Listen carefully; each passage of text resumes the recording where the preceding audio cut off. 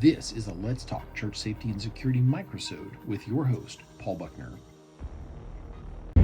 Hey, sheepdogs. So let's talk about the changing face of vehicle fires. So a friend of mine, and you know who you are, pointed this out to me. I had shared a video about electric cars burning. I'm not personally a big fan of electric cars, but that's not the purpose of this video. The purpose of this video is to talk about the changing face of automobile fires, because I learned from a gentleman with a very storied past. I mean, he's been an arson investigator. He's been a chief multiple times of fire departments. He's been a fire marshal. He's worked with Homeland Security. The guy has a very storied past, and you know who you are. And so, one thing being another, he was talking about vehicle fires and how, and you think about what is burning.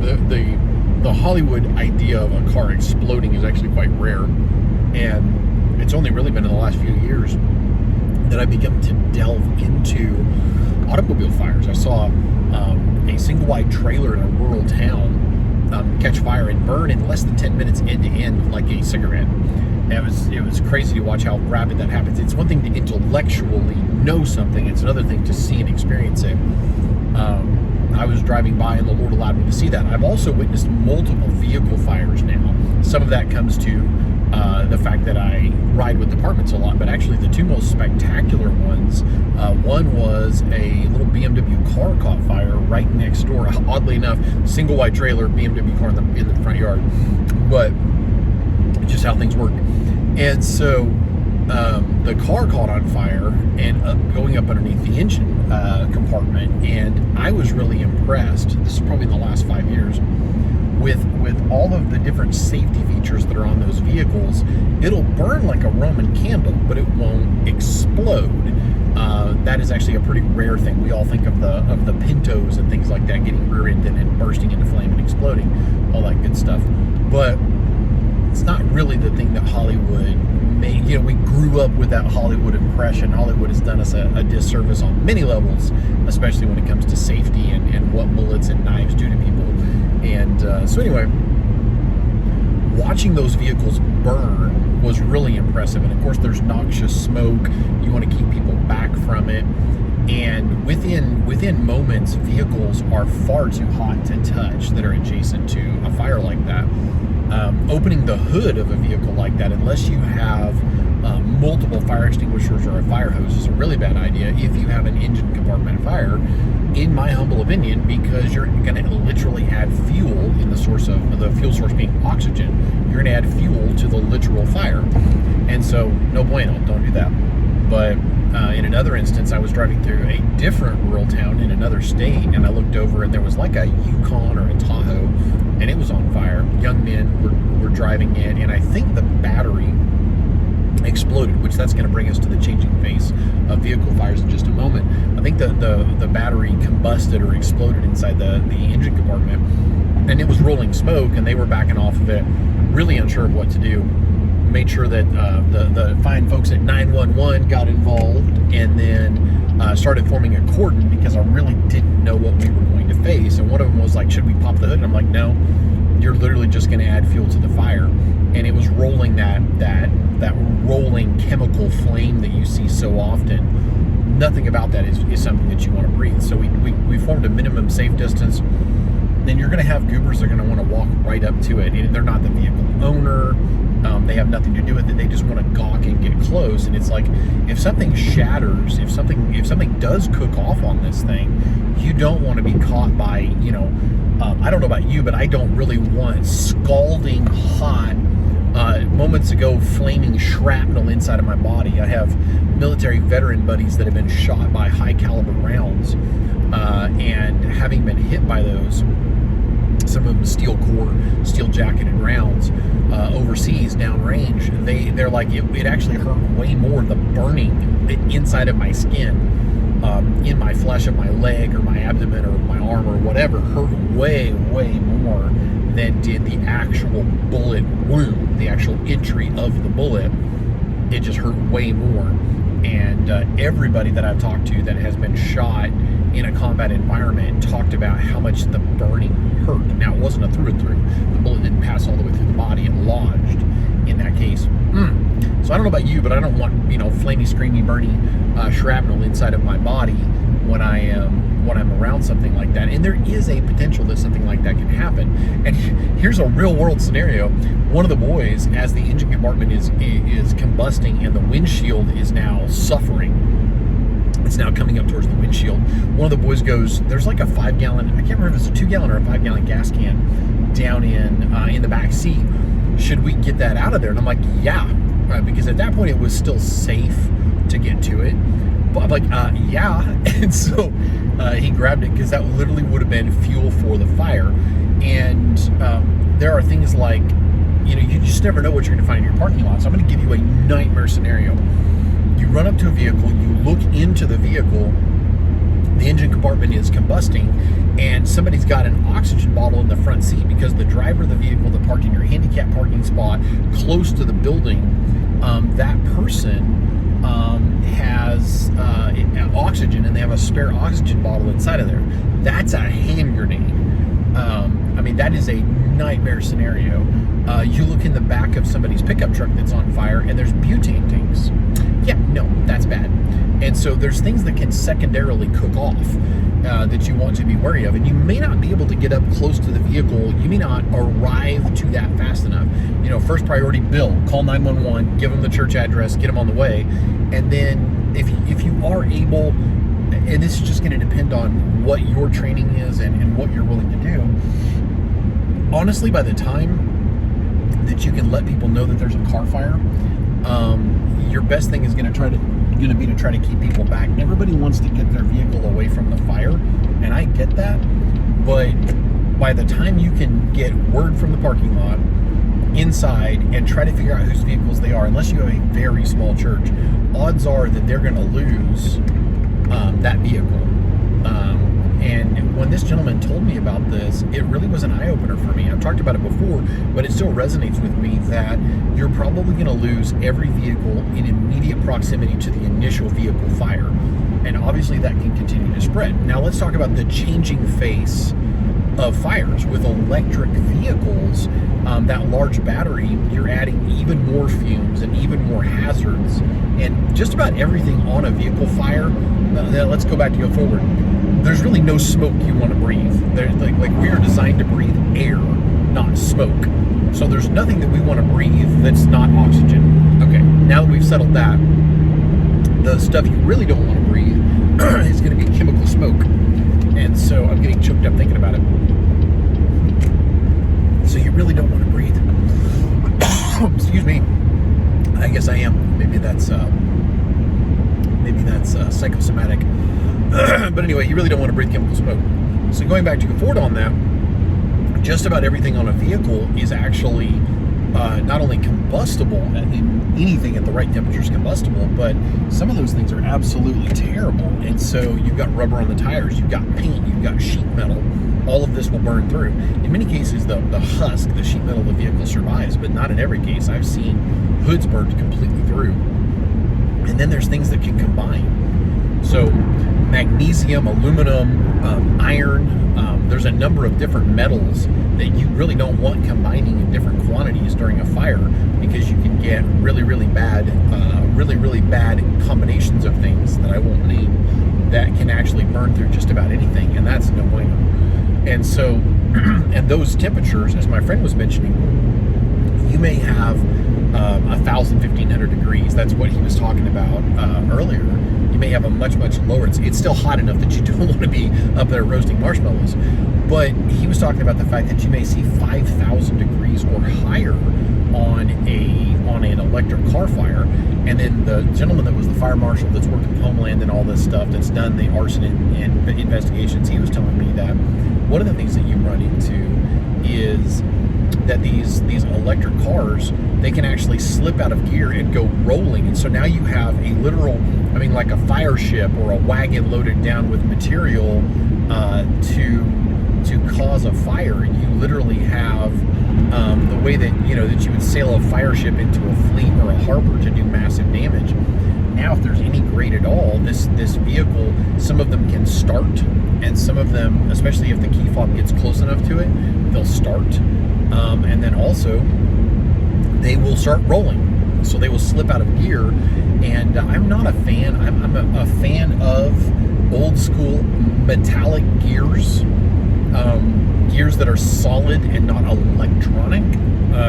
I was talking to a guy the other day that said if his vehicle, if the ignition goes off, if something happens and you lose battery power to his vehicle, and it's not actually an electric car, but the emergency brake is electronic.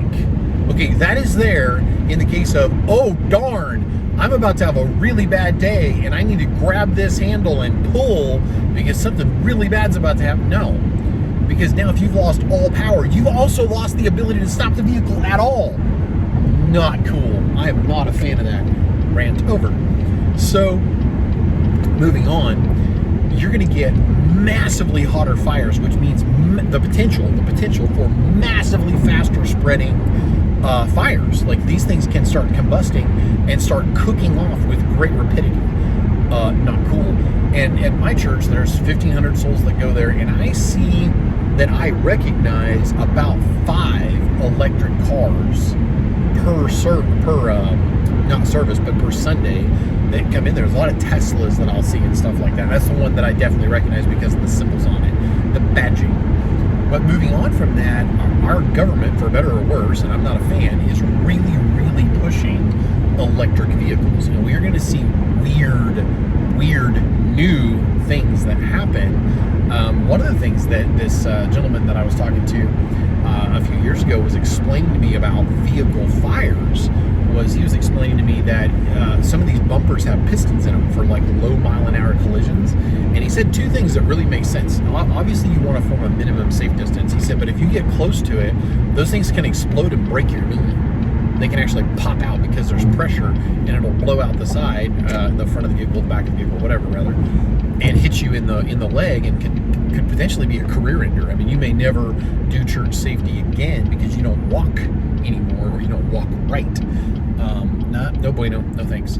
And then the other thing that he had shared with me, and I've shared this a long time ago, but I think it bears revisiting, and that is one of the things that you can encounter is because of the fob getting close, people will run up to you, and he's like, what we literally do with our fire department is if they run up and we're like, oh, are you the vehicle owner? And they're like, yeah. They're like, hey, can I see your keys? Yeah, here. And he said, I will throw them as hard as I can, as far as I can. Because imagine, for instance, that you have a fire truck that's parked downhill, and this, hundreds of thousands of dollars worth of fire apparatus has a flaming, rolling, vehicle-borne Roman candle that it rolls down towards it. I saw footage 2 times now of vehicles that have slipped gears and rolled downhill they looked like, California, these major hills and what have you. And in one instance, it went into a house. It rolled down and went off a major embankment, massive embankment, and ended up going down, and it ended up landing in against somebody's house. Now imagine that. And so I want to go back 2 steps to talking about you've identified something inside of a vehicle. The vehicle is on fire, and you know that you have moments to get away from it. So let's talk about a nightmare scenario. Let's say that you look into the back of somebody's Chrysler minivan, and you see inside of there that they have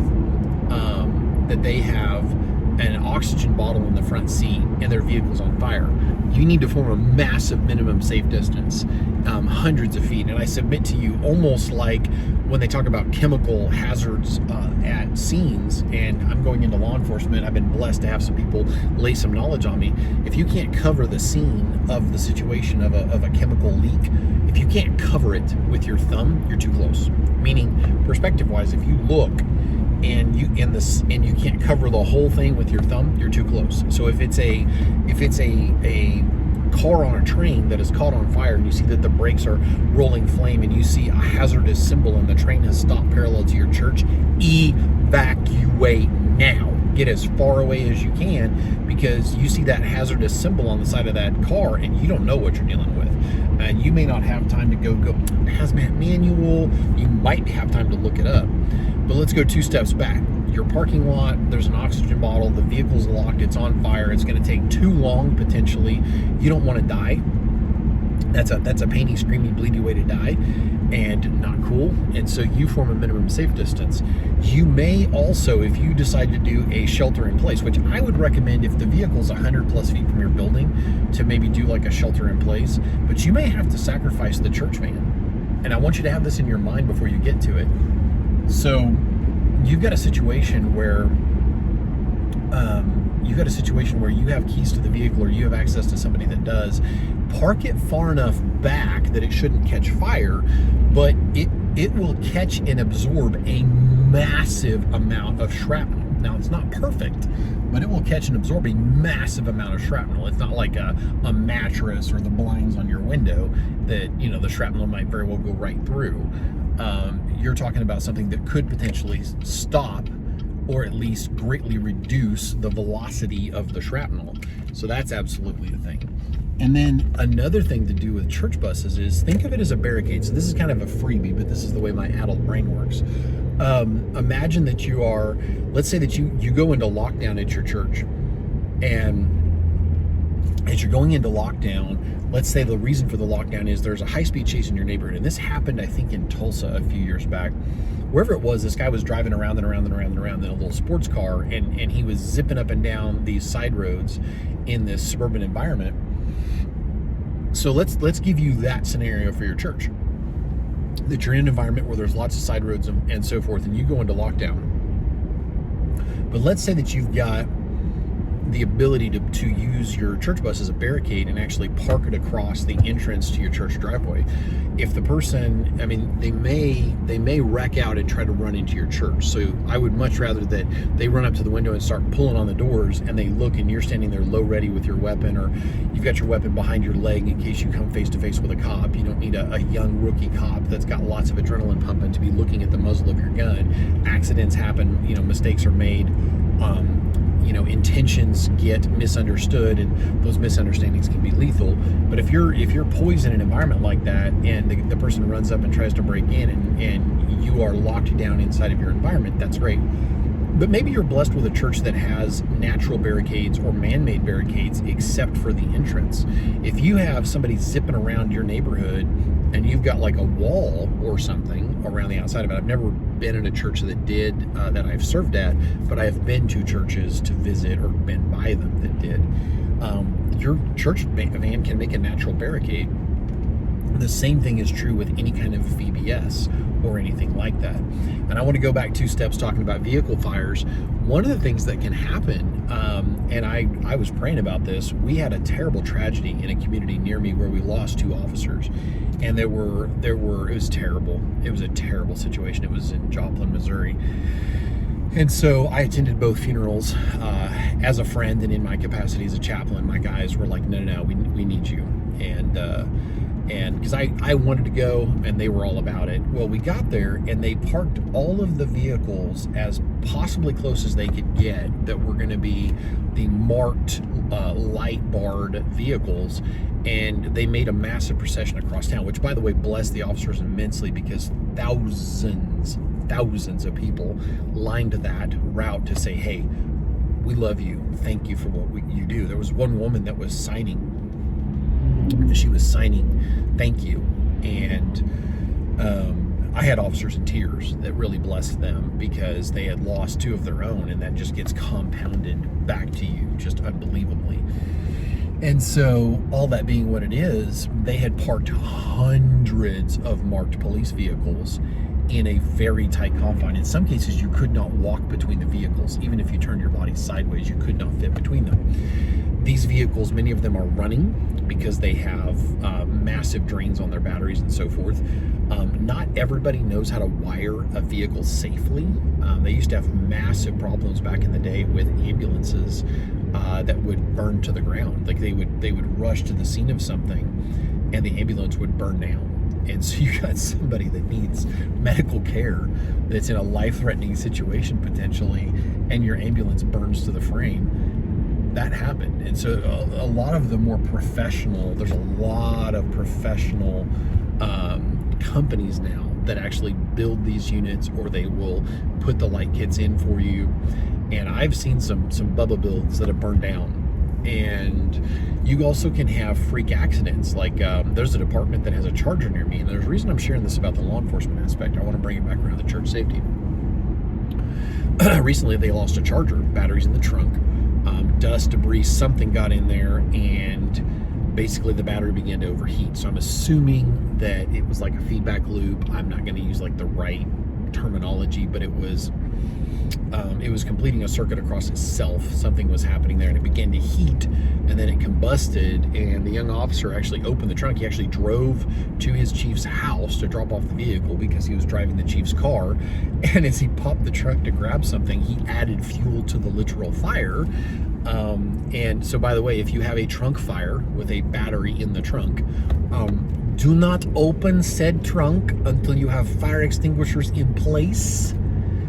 Or the fire department in place, because, and when I say fire extinguishers, I mean plural, like 4, because you're going to literally add fuel to the fire. You're going to add more oxygen to something that's already smoking heavily, which means it's burning in there, and you add oxygen to that, and it's going to be like, thank you, sir, and it shot flame out of the back of this trunk. They set the fire free.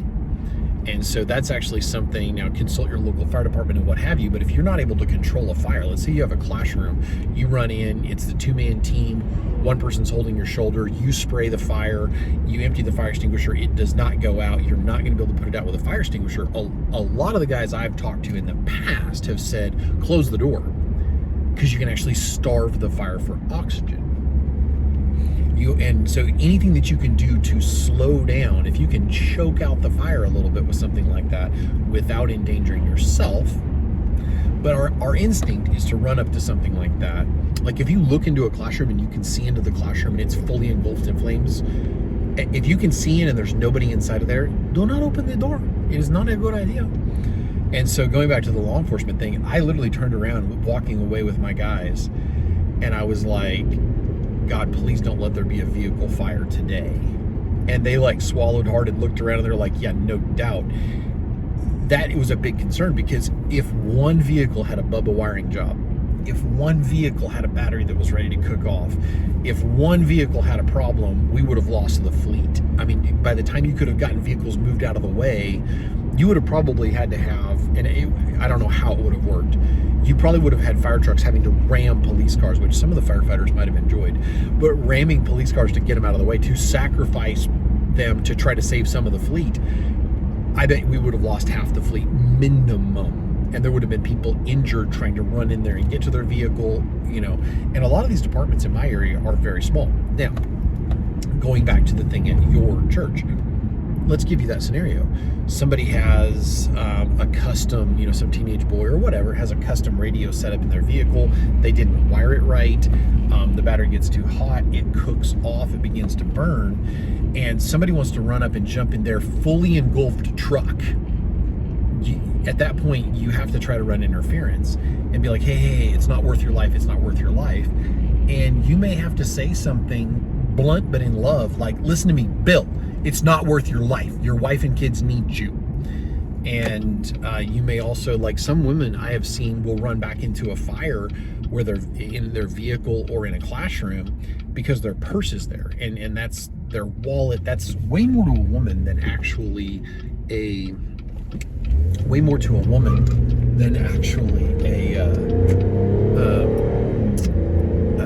wallet is to a man, the purse is. And as I was just pulling out there, for whatever reason, that was funny. I caught just a little bit of, I don't know if it was gravel or what, but my car decided to make it sound like I was hot rodding. And but anyway, it's amazing the things. So I've literally seen women that they'll run back into a classroom, for instance, or they'll run to their vehicle that might be on fire and open the door or whatever to get to their purse, which can injure them seriously. And there are liquids inside of our vehicles that if the container gets hot enough to explode, you may get just scalded. And so there's things like that you need to be careful of. You don't want to be breathing this stuff. You don't want to get burned. You don't want to be too close to it in case it really does cook off, in the very, very unlikely chance that it does. But you may have to run interference for something like that. And that's one of the things I like about lockable classrooms. If you're doing a sweep and you're clearing your building because classroom A has a fire in it, and you're sweeping back and you've got that door closed and you're working your way away from it, if you're able to lock that door, now you need to have keys for the fire department and all that stuff, but if you're able to do so and help run interference, the last thing you want to do is turn around and, like the trope that you see so often in movies where there's a kid banging on the window, help, and somebody has to run back in and save the day.